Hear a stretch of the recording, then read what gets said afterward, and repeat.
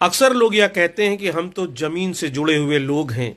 अक्सर यह कहकर बहुत से लोगों का सम्मान करते हैं कि यह जमीन से जुड़ा हुआ नेता है।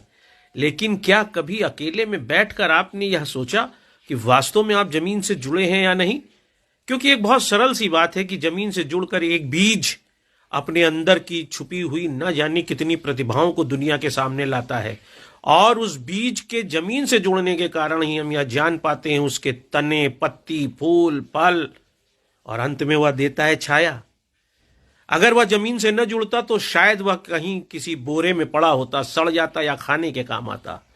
ऐसे ही यदि आप जमीन से जुड़े हैं तो केवल खाना और कमाने के अलावा आपके अंदर की वह कौन सी जुड़ी प्रतिभा है, वो नैसर्गिक गुण है जो निकलकर समाज के सामने आए हैं, और समाज ने उससे आपको परखा है, जाना है, स्थापित किया है। और यही नहीं उससे समाज को फायदा हुआ है। एक बार किसी के कहने के बजाय आप स्वयं सोच के देखें कि क्या वास्तव में आप जमीन से जुड़े हैं।